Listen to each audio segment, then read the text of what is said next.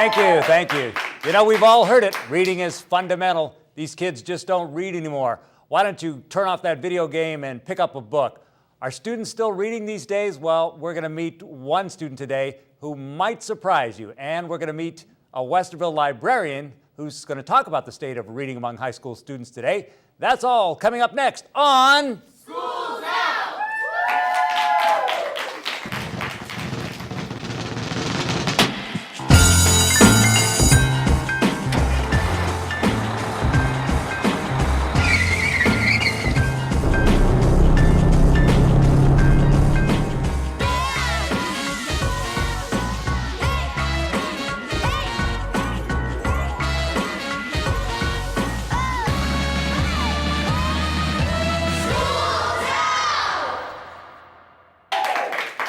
Thank you, thank you. Hello and welcome to the latest installment of School's Out!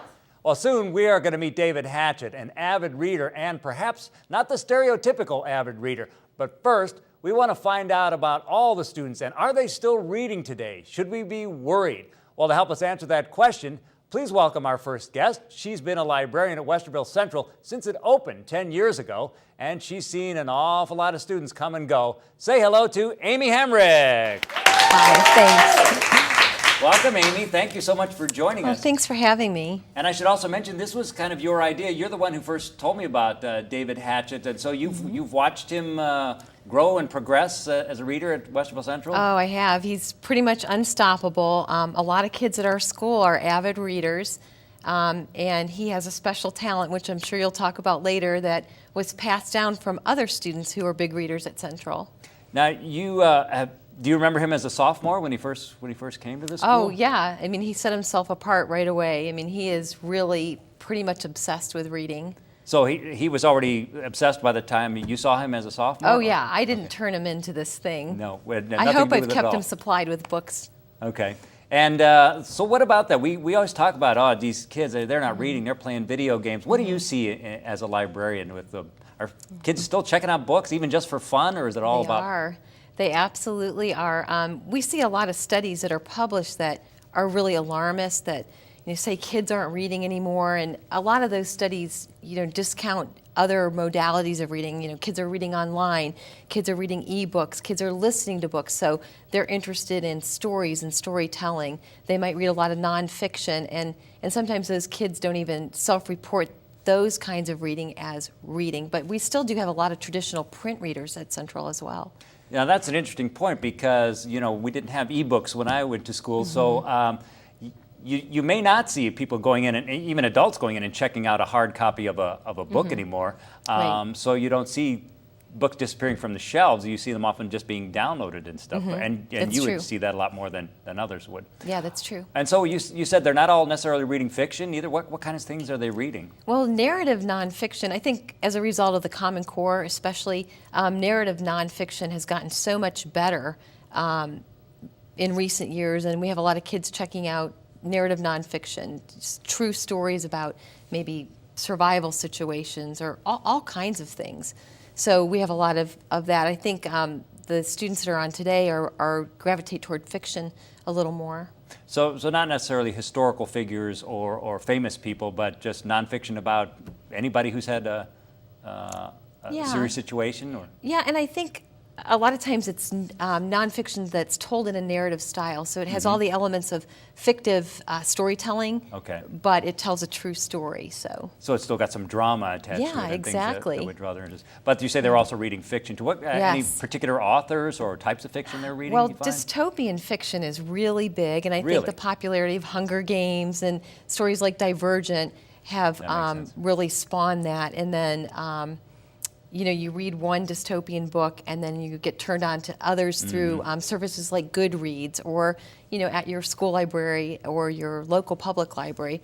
Our Westerville library is great. They partner with us and deliver books to our school every single day. Wow, that's great. It's unheard of, really. We're really lucky in Westerville. For my son, I can vividly remember this. He was a video game aholic, couldn't get him off the World of Warcraft and all that stuff. And then J.K. Rowling came along Yes. Did you see that? That changed his reading habits forever. I mean, he devoured those books. Is that the type of thing that you see them getting drawn to? I think so. And a lot of times, something that's in the news or something that's a movie will get students intrigued about reading that book, and then they find that it's really a pleasurable experience. And even the video games, those are kids that are actually immersed in a story. So students are attracted to stories, and then just making that leap back to print, I think, is it's one of the functions of English teachers and librarians. Yeah. Now, as a librarian, do they come to you for suggestions? Do you offer suggestions? Oh, absolutely. I just did a book talk today with a class talking about books where a character finds a purpose in life, or some kind of sense of purpose or calling in life. So I book talked some books, and then we went on Goodreads and looked up others, and all the kids left with books today, and they were pretty excited. That's great. Yeah. Now, you mentioned that David came to you already wanting to read. Have you seen students that virtually changed, that came to you and said, I never read, and all of a sudden they got turned on to something? Yes. And a lot of kids will say, well, I don't read. And you say, well, what do you do when you're online? I mean, kids are online, 6.5 hours, I think is the reported average a day. Screen time, 6.5 hours every day. And, it's not all images. They're reading something. And so, you start with that, and then sometimes it's just finding out what somebody's interested in and giving them a book that you think they will like. And then if you can get that, right, if you spend the time to get to know a student and find a book for them at the level that is not going to be frustrating, and then that second book, it's much easier. A lot of what I have to do is develop trust with students. If the first book I recommend is a stinker to them, they'll never come back. Yeah. So you have to find out a little bit about maybe their personalities, what types of things you would think they would like to read.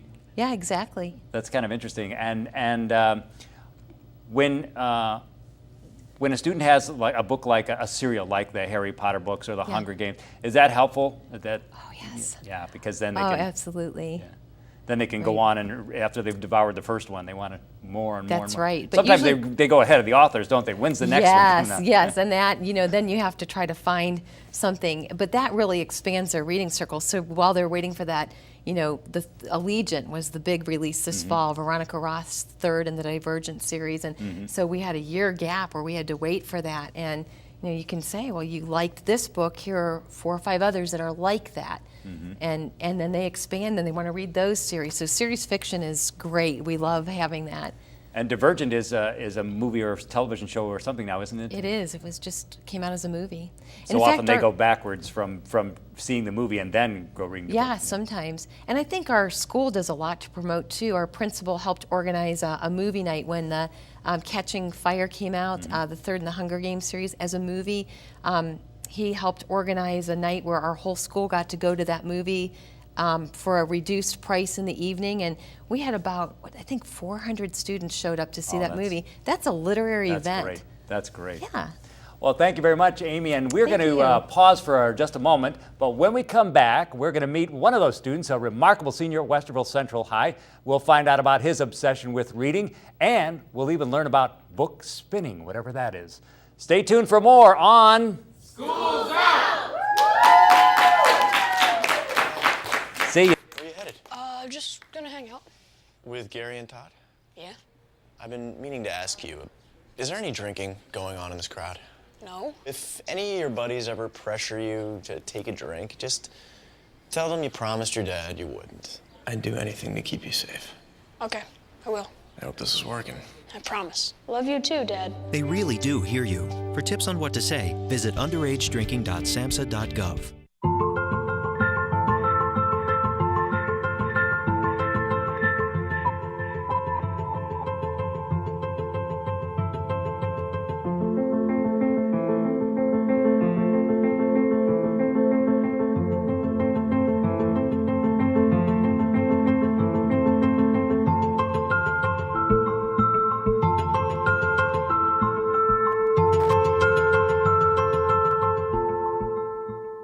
My team depends on me. And my team is 50,000 strong. This is what it feels like to be part of a team. A winning team. The Action Team. Get in on the action at actionteam.org. Are you in? Help support the Breast Cancer Patient Education Act, a bill that will help make sure women facing a mastectomy are told all their options about breast reconstruction. Visit broaddayusa.org for more information. When doctors told me I would never walk again, somehow I knew I would. Whether you need support in a tragedy or just to make it through a bad day, prayer can make a difference. America, let's come together by believing with each other. I realized at that moment, these people really needed us. And I was going to make a difference, right here in my community. Be there for your community at NationalGuard.com. If you or your organization are involved in an interesting extracurricular activity and you would like to be a guest on Schools Out, you can call 823-1563 or email to jdemas@otterbein.edu. Please leave your name, the name of the school you or your students attend, a brief description of your activity, and a number or email where we can reach you. Schools Out is a WOCC studio production. Welcome back, and my next guest runs track, and he went to state in his junior year, and he likes to play video games. Perhaps most importantly, he likes to read, believe it or not. Please welcome David Hatchett. Okay, David, before we get into the reading, we were just talking here during the break. I want you to let everybody know, your junior year, you went to states in track. You run 100 and 200? Yep. And tell us how you did. I did pretty good. So that was my first time going to a big track meet like that at such states. I ran the 100-meter dash, and I didn't make it to finals for that. But then the 200, I got to the finals for that. I was projected to get 9th through the already time standings, but then I managed to pull away 7th and still get on the podium and get a medal. So I was pretty happy about that. Very nice. Medal in the 200. I'm lucky I can actually go 200 meters, let alone do it fast. So now here's the thing. People think of athletes, and you probably hear this all: oh, jocks, oh, they don't read, they just do sports, they don't blah blah blah. But here you are defying the stereotype. And also, I understand you were voted Mr. Central. Is that right? That is right. So what did you have to do to get that? Mostly just try to win over all the teachers. I know who all the teachers, who the judges were, and I knew all the things that they liked, but what I wanted to do was, it was pretty much based on the talent. Mm-hmm. The talent portion was just anything you wanted to do. So all of the guys who did Mr. Central, we didn't try to make it too serious, but so we all had a silly talent. Like one guy danced around in a leotard, another guy blew bubbles. So I decided to sing a song from Frozen, a duet song from Frozen. Okay. And I had the AV guys, they adjust the mic so one voice could be a man's voice and the other voice could be a low, high-pitched girl voice. Nice. And I decided to sing Love is an Open Door by myself, and it was great. So you're saying a duet? Well, man after my own heart. I've sung duets by myself too, so well, congratulations on that too. So now here you are, popular guy, athlete and everything, and people, let's be honest, when they think of reading, they think of the nerd sitting in the corner just reading with his glasses on, like me, sitting in and reading. So you kind of defy those odds. How did you get started with your interest in reading? I got started while I was really young. I didn't like to be bothered much. I played a lot of video games when I was young, and then there's always just been books everywhere. Like my mom, she reads a lot, and she never told me to read. She said, hey, here's a couple books. She just gave me a couple books one day and said, hey, read these books. And I got through them really quickly. Like I gave her back to her at the end of the day. She was like, oh, you're done with these already? I'm like, yeah. Wow. It's like, all right, maybe we need to get you some bigger books. So I pretty much became a big reader probably around 5th and 6th grade. I read the whole Harry Potter series within 4 months. Wow. As far as they were out then. I think the last book You probably read ahead of the next one coming out, did you? I wish I could have. Okay. Yeah, the furthest one I read to back then was probably, I think it was the Order of the Phoenix, and that's the one that took me the longest. Okay. It was 820 something pages in that book. Yes, they were long. As I said, my son read all of those, and I couldn't believe it because he wasn't a reader up until then. But you actually got your interest before that at a very early age. Now, here's the thing. You said your mom didn't force you. No. She just said, here's some books, read them. So parents, there's a word of advice. You don't have to force your kids to read, but maybe suggest some books. Do you remember what it was that she turned you on to at that young age? First it was some Bernstein Bears books. Okay. Yeah, those are the first books I started to read, and then they came up in class too. Like my second grade teacher, she used to always read Junie B. Jones books to us. I remember those. I read those to my kids too. Yep, and those are the books. And then further and further on in school life, there was another book called The Westing Game. And that's like a kind of mystery type game story book. And I really liked that one. Then after that, it's like, okay, books aren't so bad. Not so bad. So you learned to read it. And now you can probably read at a pretty good rate. And yeah. Do you know how many books you'd finish in a week maybe? Or? I have no idea. Because right now, especially being a senior, time is really tight between sports, grades, and everything else. Yes, because you'd have to do some reading for class also, right? Yeah. Yeah. But do you start one book and then finish, or do you like dabble in a couple at the same time? No, I have to stay in one book because then I don't want to have to make sure everything is fresh in my mind before I forget something from one book. So I have to read that book, and then when I'm reading, it's just nothing else is there. Like I want to read this book. Oh, here's a good part. Oh, here's a not so good part. I'm going to keep reading until I get to another good part, just so I can keep reading. So when I read, I like to just keep reading so I'm done. Okay, now how do you find time then? Like you mentioned that you got to do sports and you got to do school. How do you find time to just read for fun? Sometimes it's kind of like a priority thing. Like, okay, well, I know this math homework is going to only take me a half hour. I'll just read for a couple minutes, and that's how it always starts. Only a couple minutes, and it turns into an hour or two. Can't just read for a couple minutes, can you? There's always, That's the whole idea behind page turners. Like, now I gotta find out. Yeah. So what are you reading now, or what do you like now? I like dystopian fiction books mostly, and books about pretty much all fiction books. Zombies, wizards, monsters, dragons, everything. The most recent book I've been reading is Parasite by Mira Grant. I read her first couple books, Feed, Deadline, those books, and I absolutely loved them. So then I found out she was coming up with another book. I'm like, oh, hey, Miss Hamrick, when is this book coming? When is it going to be there? I need to be the first one to get it. Yeah. And now I finally have the book, and now I just have to find time to read and finish it. So you're like some people are with movies. They have to see that midnight showing. You have to get the book. Yeah, I have to be the first one to get the books just so I can finish it and read it. And so you said you got turned on to dystopian fiction and things like that. Do you find you gravitate toward the writers who write specifically for juvenile fiction, or do you like other types of authors too? I mean, the type of author really doesn't matter. I just like dystopian fiction books in general. Yes. Doesn't matter who wrote it. Nope. Have you tried to read some older books from 10, 20, 30 years ago, or is it mostly fresh stuff that you read? I never really haven't had an interest for older books. Like I never picked one up and say, hey, I actually like this. It mostly has to be like something I find in the library, like, hey, this looked interesting, or a recommendation from somebody else. Say, hey, have you read this book? Like, no, maybe I should go read it. So now this hobby that you developed, I assume because you always had a book. So you don't favor ebooks then? You like the actual? I told Ms. Hamrick this. I told her I hate ebooks. I will much prefer a hardback or paperback anything than an ebook. And she said, well, I got into ebooks too at one time, and it's pretty good. I'm like, nope, I'm just going to stick with the paperback books. I just like the turning pages and things like that. I think a lot of people agree with you. And so that developed just from holding a book in your hand. I assume that's where you started the whole spinning thing? Actually, I saw one of my friends spinning a book, and they were the ones who said, I just say, hey, you spin books.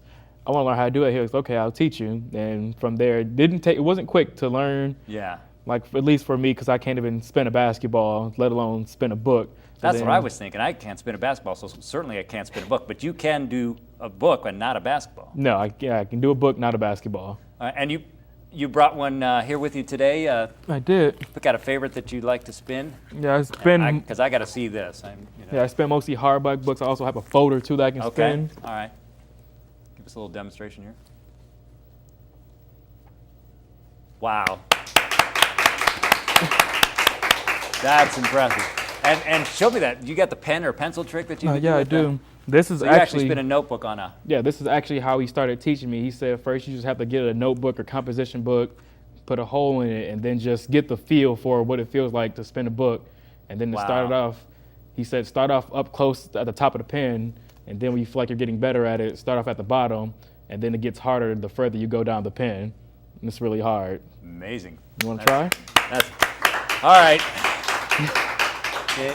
Students always love to see teachers make fun of themselves or being made fun of, right? So here we go. All right, can you give me some pointers here? Yeah, just spin it and just I'm not sure how to describe it. It's just something you have to just... All right. Now, I saw you sort of like, you're moving the pen a little bit also, not just... Just like move with the pen, you have to move with the book. I'm a book spinner. Now I'm going to read this. This is physics, as it says right on there. Well, that's amazing. And you said you saw a friend of yours doing this first, and that's how you got. Now we're gonna have your girlfriend come out in a little bit, and she's going to talk about how this obsession with reading sometimes. Like you said, you got to make priorities, right? And sometimes you have to tell her, "Hey, wait a minute, I'm in the middle of something." Is that tough to do on a relationship? Most of the times, I'm too into the book. I don't even hear the phone ring, and then I know it's like, oh wait, I'm in trouble. So yeah. When you get involved, right? Yeah. Okay. All right. Well, we're going to meet this young lady. We're going to stop to take a break for just a minute. But when we return, we'll meet David's girlfriend, who says David is so obsessed he won't even talk or text her while he's reading. I sound like Jerry Springer now. Oh, we're going to meet her, and we'll be right back on School's Out! Where do you think you're going? Is your body holding you back? I want to go running. Not with that knee, you're not. I'm fine. Negative. Your bones and joints can say no at any age. With that shoulder, you're gonna pick up that trash. Really? Keeping you from working, playing, or just plain moving. Let's not pick her up. What do you say? Yet a lot of people who live with pain fight back. Use your head. Save your back. My bride, my rules. And regain their lives. You gotta be kidding me. Whoa. I'm going running. I'm going running. I got to see this. Come on, pick it up. Fight for your mobility. Find your own inspiration at anationinmotion.org. A message from the American Academy of Orthopedic Surgeons. Come on. I'll take it from here. All the preparation, the training, it all comes down to this. To be a winning team, you have to work like a winning team. We have a job to do out here today. Some people think it's about muscle, but it's really about heart. A lot of heart. My team depends on me. And my team is 50,000 strong. Looks like a lot of work's going into this.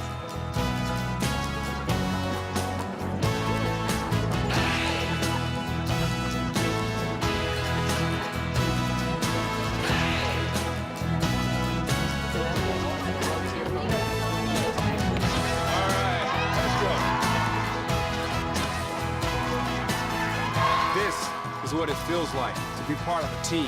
A winning team. The action team. Get in on the action at actionteam.org. Are you in? Thank you. Thank you very much. Thank you, and welcome back to this edition of School's Out! Joining us now in the studio is another senior at Westerville Central, and she also runs track, and she also happens to be David's girlfriend. Please say hello to Lindsay Sweet. All right, welcome, Lindsay. This is a tough one for you. Like I said, I feel like Jerry Springer or something doing relationships. But your relationship seems to be doing fine, despite the fact that when David's involved in reading, he won't even text you or talk to you or anything. How does that work for you? I usually just wait because I know he's reading or something. But he's good about talking to me and saying like he's reading and stuff. So I'll just let him be and read his books. Well, good for you. That's very supportive because that can be tough to do sometimes when you like. Who does like better, books or me? But you've been together about a year or so now? Yeah, a year and a couple days. Did you know about his reading obsession when you first started? Actually, you've known him longer than that, though, right? Yeah. So how did you first meet and tell us how that went from the beginning? We first met in gym class his sophomore year, but yeah, he always had a book with him, and I always saw him spinning his books, and I like knew he was good or he read a lot, so. So you just I just went with it, yeah. You just went with that, okay. But you didn't date him right away. No, we were good friends for about like 2 years, and then we just started dating at the end of last year. At the end of last year, okay. And now you're not as obsessed with books as he is? Not as obsessed. I do read a lot. Some I haven't that much because of school, but I do read some. What do you like to read? I like books that are like newer, like Fault in Our Stars. I read that. Harry Potter. I read all of those.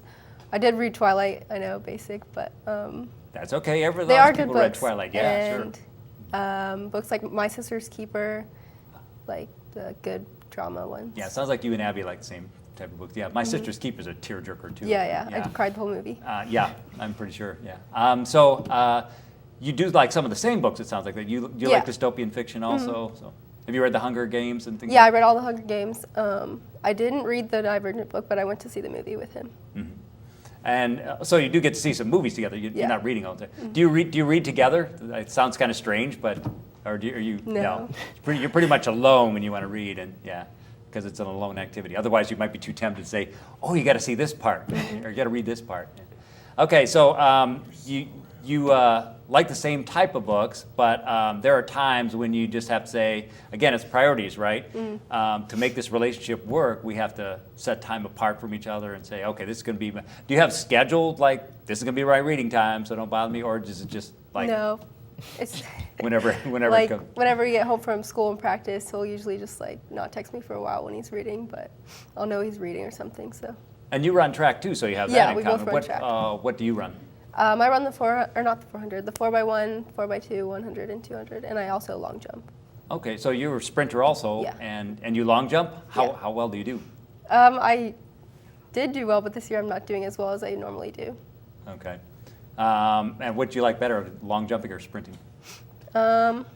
Sprinting probably. Sprinting. But you like to be part of. You don't sprint. You're just part of a team. You're on a relay team. On the relays, yeah. You like the relays? Yeah, those are more fun, I think. Are you good at the baton? Yeah.